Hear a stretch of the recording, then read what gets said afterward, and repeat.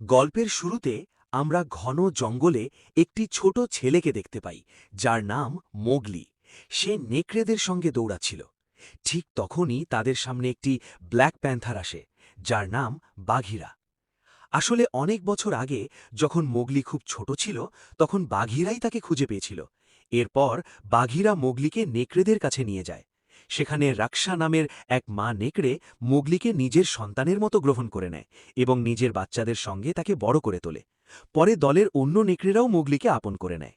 নেকড়েদের দলের যে লিডার ছিল তার নাম ছিল আকিলা।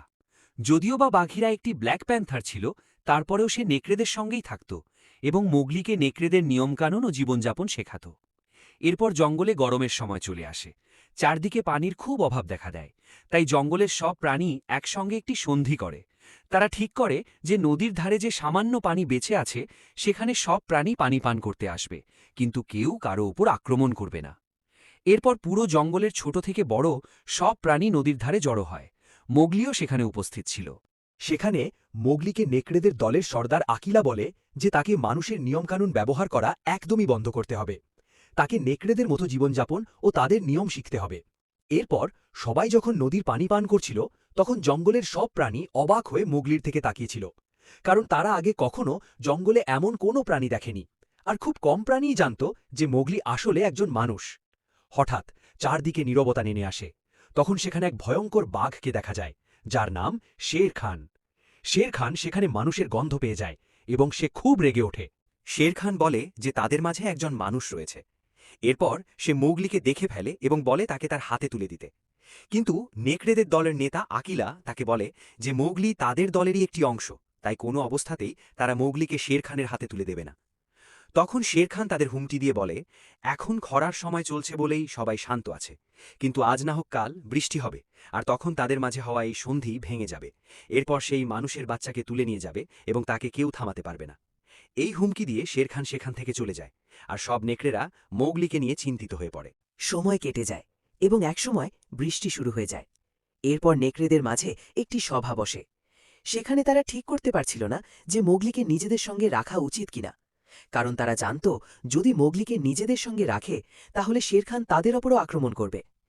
মোগলি কোনোভাবেই নিজের দলকে বিপদের মধ্যে ফেলতে চায়নি, তাই সে দলের কাছে গিয়ে বলে যে সে জঙ্গল ছেড়ে চলে যাবে।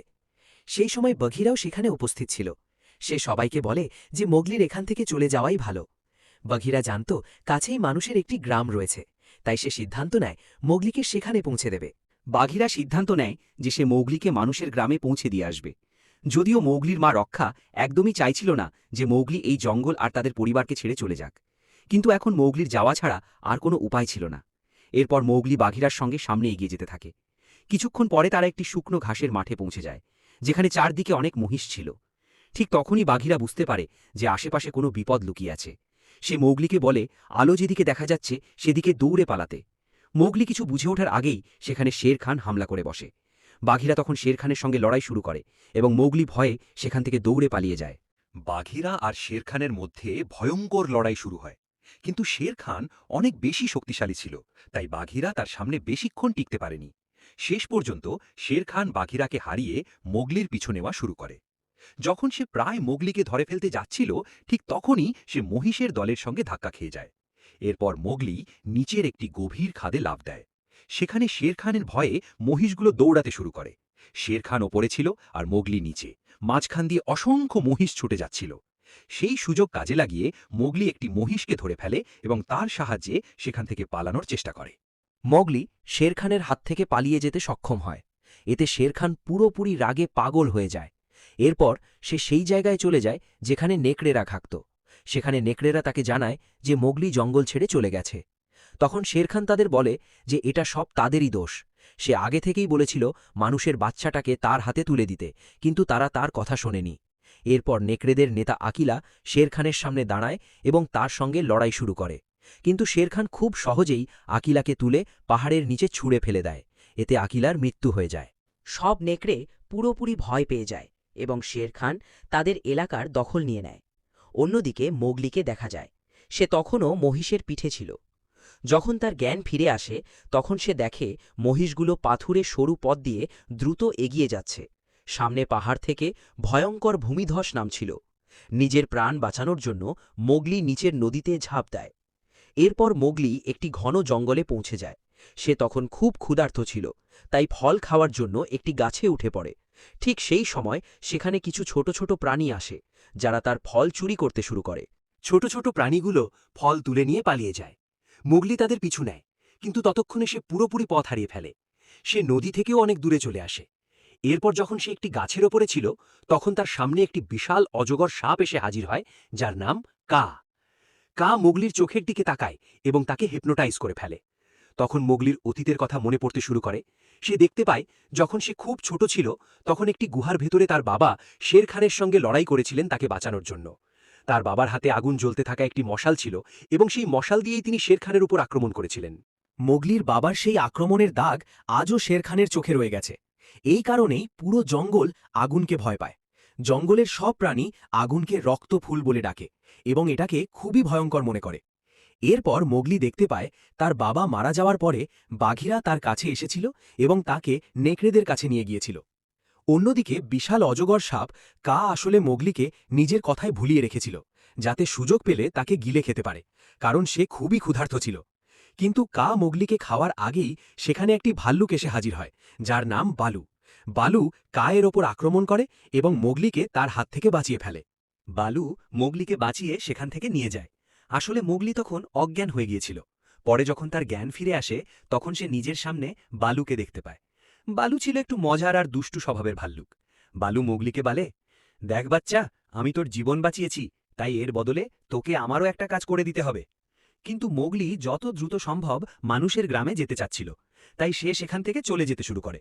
তখন বালু তাকে থামিয়ে বলে যে শীতকাল খুব শিগগিরই চলে আসবে, তাই তার অনেক মধুর দরকার। সে মোগলিকে একটু সাহায্য করতে বলে। শেষ পর্যন্ত মোগলি বালুকে সাহায্য করতে রাজি হয়ে যায়। মোগলি নিজের বুদ্ধি খাটায় এবং মানুষের কৌশল ব্যবহার করে এমন এক জায়গায় পৌঁছে যায় যেখানে অনেক মধু ছিল। এরপর সে বালুর জন্য প্রচুর মধু সংগ্রহ করে আনে। এটা দেখে বালু খুব খুশি হয়ে যায়। তখন বালু মোগলিকে বলে, তুই চাইলে আমার সঙ্গেই থাকতে পারিস। আমরা দুজন খুব ভালো বন্ধু হয়ে যাব, অনেক মধু জমাবো আর পুরো শীতকাল মজা করে কাটাবো। এখানে আমরা অনেক আনন্দ করতে পারবো। কিন্তু মোগলি বলে যে বাঘিরা তাকে এখানে থাকতে নিষেধ করেছে। তখন বালু বলে, বাঘিরা তো আমার বন্ধু, আমি তাকে খুব ভালো করেই চিনি। তুই কোনো চিন্তা করিস না, এখানে তোর কোনো ধরনের সমস্যা হবে না। মোগলির কোনো কষ্ট হবে না, সে নিজেই তার নিরাপত্তা দেবে। ধীরে ধীরে মোগলি আর বালুর মধ্যে খুব ভালো বন্ধুত্ব হয়ে যায়। মোগলি বালুর জন্য আরও অনেক মধু সংগ্রহ করে আনে। রাতে বালু মোগলিকে এমন একটি জায়গায় নিয়ে যায় যেখান থেকে মানুষের গ্রাম দেখা যেত। বালু তখন মোগলিকে পুরোপুরি রাজি করিয়ে ফেলে যে সে যেন তার সঙ্গেই জঙ্গলে থেকে যায়। পরের দিন সকালে তারা দুজন যখন মজা করছিল, ঠিক তখনই সেখানে বাঘিরা সে হাজির হয়। মোগলিকে সেখানে দেখে সে খুব অবাক হয়ে যায়, কারণ তার মনে হয়েছিল এতক্ষণে মোগলি মানুষের গ্রামে পৌঁছে গেছে। কিন্তু মোগলি তখনও জঙ্গলে ছিল। মোগলি বাঘিরাকে দেখে খুশি হয়ে যায় এবং তাকে জড়িয়ে ধরে। এরপর সে বাঘিরাকে বলে যে বালু এখন তার বন্ধু আর তারা সব সময় একসঙ্গে থাকবে। এরপর মোগলি বাঘিরাকে সেই গুহার ভেতরে নিয়ে যায়, যেখানে সে বালুর জন্য অনেক মধু জমিয়ে রেখেছিল। এটা দেখে বাঘিরা খুব রেগে যায়। সে মোগলিকে বলে যে তাকে আগেই সতর্ক করা হয়েছিল, যেন সে জঙ্গলে মানুষের কৌশল ব্যবহার না করে। তাকে একজন ভালো নেকড়ের মতো জীবনযাপন শিখতে হবে, আর এখন সময় এসেছে মানুষের গ্রামে চলে যাওয়ার। বাঘিরা বলে, পরের দিনই তারা মানুষের গ্রামের উদ্দেশ্যে রওনা দেবে। এরপর রাতে সবাই ঘুমিয়ে পড়ে। রাতে মোগলি হাতির আওয়াজ শুনতে পায়। এরপর সে হাতিদের কাছে গেলে দেখতে পায় একটি ছোট্ট হাতির বাচ্চা গর্তের মধ্যে আটকে গেছে। তখন মোগলি একটি লতা নিয়ে আসে এবং সেটাকে দড়ির মতো ব্যবহার করে হাতির বাচ্চাটিকে গর্ত থেকে বের করে আনে। বাঘিরা আর ভালুও এই দৃশ্য দেখছিল, আর এটা দেখে তারা খুব খুশি হয়। এরপর বাঘিরা বালুকে জানায় যে শের খান আকিলাকে হত্যা করেছে এবং এখন তার পরের শিকার হল মোগলি। শের খান যে কোনো মূল্যে মোগলিকে খুঁজে বের করে মেরে ফেলতে চায়। এ কথা শুনে বালু বুঝতে পারে যে মোগলি সত্যিই বড় বিপদের মধ্যে রয়েছে। বালু বুঝতে পারে যে সে কোনোভাবেই শের খানের হাত থেকে মোগলিকে রক্ষা করতে পারবে না। তাই মন খারাপ করে সে মোগলির কাছে যায় এবং মিথ্যা বলে যে তারা আসলে বন্ধু নয়, সে শুধু মধু জোগাড় করার জন্য মোগলিকে ব্যবহার করেছে। এরপর সে মোগলিকে বলে এখন সে চাইলে এখান থেকে চলে যেতে পারে। এ কথা শুনে মোগলির খুব কষ্ট হয়। সে দৌড়ে গিয়ে একটি গাছের উপরে বসে পড়ে ঠিক তখনই সেখানে অনেক বানর এসে হাজির হয় এবং তারা মোগলিকে তুলে নিজেদের সঙ্গে নিয়ে যায়। বাঘিরা আর বালুও তাদের পিছু নেয়, কিন্তু বানরগুলো মোগলিকে পাহাড়ের ওপরে একটি পুরনো ধ্বংসপ্রাপ্ত দুর্গে নিয়ে যায়। সেখানে বানরদের রাজা বাস করত। বানরদের রাজা, যার নাম লুই, খুবই বিশাল এবং শক্তিশালী ছিল। সে মোগলিকে দেখে বুঝতে পারে যে সে একজন মানুষ এবং তার সঙ্গে একটি চুক্তি করতে চায়। লুই মোগলিকে বলে যে সে রেড ফ্লাওয়ার অর্থাৎ আগুন কিভাবে তৈরি হয় তা জানে। সে চায় মোগলি তাকে সেই আগুন এনে দিক যাতে সে পুরো জঙ্গলের সবচেয়ে শক্তিশালী হয়ে উঠতে পারে। এর বিনিময়ে সে মোগলিকে শের খানের হাত থেকে রক্ষা করবে। কিন্তু মোগলি বলে যে সে আগুন সম্পর্কে কিছুই জানে না এবং সে জানে না সেটি কোথায় পাওয়া যায়। এখানে বালু এসে মাঙ্কি কিং লুইকে তার কথার জালে ফাঁসিয়ে দেয়। ঠিক তখনই বাঘিরা মোগলিকে ইশারা করে এবং দুজনেই সেখান থেকে পালাতে শুরু করে। কিন্তু এক বানর তাদের দেখে ফেলে এবং লুইও তাদের পিছু নিতে শুরু করে। এদিকে বাঘিরা আর বালু সব বানরের সঙ্গে লড়াই করতে থাকে, আর মোগলি সেখান থেকে বাঁচতে বাঁচতে ধ্বংসস্তূপের দিকে চলে যায়। লুইও তার পিছু পিছু সেখানে পৌঁছে যায়। লুই মোগলিকে বলে যে শের খান তার কারণে নেকড়ে নেতা আকিলাকে মেরে ফেলেছে। এই কথা শুনে মোগলি পুরোপুরি ভেঙে পড়ে এবং বলে যে সে আবার বানরদের কাছে ফিরে যাচ্ছে, কারণ সেখানেই অন্তত তাকে কেউ থামাবে না। ঠিক তখনই কেলার ভেতরের কাঠামো ভেঙে পড়তে শুরু করে। লুই মোগলিকে ধরতে এগিয়ে আসে, কিন্তু মোগলি কোনোভাবে একটি গাছে লাফ দিয়ে নিজের প্রাণ বাঁচায়। ধ্বংসাস্তূপের নিচে লুই চাপা পড়ে যায়। এরপর মোগলি বালু আর বাঘিরার কাছে এসে বলে, তোমরা দুজনেই আমাকে মিথ্যা বলেছ, তোমরা আমাকে আকিলার সত্যটা জানাওনি, আর এখন আমি আবার নিজের দলের কাছে ফিরে যাচ্ছি। কিন্তু তার আগে মোগলি মানুষের গ্রামে যায়, যেখানে সে আগুন দেখে, যেটাকে জঙ্গলে রক্তখুন বলা হয়, এবং সব প্রাণী যাকে ভয় পায়। সেখান থেকে সে একটি আগুনের মশাল তুলে নেয় এবং দ্রুত নিজের দলের দিকে দৌড়তে শুরু করে। রাস্তায় দৌড়ানোর সময় তার মশাল থেকে আগুনের ফুলকি শুকনো পাতার ওপর পড়ে যায়, আর সেখান থেকে জঙ্গলে আগুন ছড়াতে শুরু করে। এরপর মোগলি সেই জায়গায় পৌঁছে যায় যেখানে তার সব নেকড়ে সঙ্গীরা আছে। শের খানও সেখানে উপস্থিত থাকে। মোগলির হাতে মশাল দেখে শের খান বলে, দেখো, তুমি জঙ্গলের কি অবস্থা করেছ। মানুষের কাছে গিয়ে তুমি এখন পুরোপুরি মানুষ হয়ে গেছ। মোগলি যখন পেছনে তাকায়, সে দেখে পুরো জঙ্গল আগুনে জ্বলছে। তার নেকড়ে সঙ্গীরাও তার হাতে মশাল দেখে ভয়ে কাঁপছে। এই দৃশ্য দেখে মোগলি মশালটা পানিতে ফেলে দেয় এবং বলে, আমি মানুষ নই, আমি একজন নেকড়ে। মশাল নিভে যাওয়ার পর শেরখান বলে, এখন তোমাকে কেউ আমার হাত থেকে বাঁচাতে পারবে না। সে মোগলির দিকে আক্রমণ করতে এগিয়ে যায়, কিন্তু ঠিক সেই মুহূর্তে মোগলিকে সাহায্য করার জন্য তার সব নেকড়ে সঙ্গী এগিয়ে আসে। সব প্রাণীরা শেরখানের সামনে দাঁড়িয়ে যায়। বালুও তার উপর আক্রমণ করে। অন্যদিকে মোগলি জ্বলন্ত জঙ্গলের দিকে দৌড়াতে থাকে। সে গাছের ডাল দিয়ে দড়ির মতো একটি জিনিস তৈরি করে এবং গাছে উঠতে শুরু করে। শেরখান সব প্রাণীদের পরাজিত করে মোগলির কাছে পৌঁছে যায়। এরপর মোগলি সরু ও দুর্বল ডালের ওপর উঠে যায়, যা খুবই নড়বড়ে ছিল। দুর্বল ডালটি মোগলির ওজন আর শেরখানের চাপ সহ্য করতে না পেরে ভেঙে যায়, আর শেরখান নিচে জ্বলন্ত আগুনে পড়ে যায়। মোগলি নিজের বানানো লতার দড়ি ধরে ঝুলে পড়ে এবং কোনোভাবে প্রাণে বেঁচে যায়, তবে শেরখান সেখানে মারা যায়। অন্যদিকে শেরখানের আঘাতে আহত মোগলির সব সঙ্গীরা খুব চিন্তিত হয়ে পড়ে। এরপর পরের মুহূর্তে মোগলিকে হাতির পিঠে বসে তাদের সামনে আসতে দেখা যায়।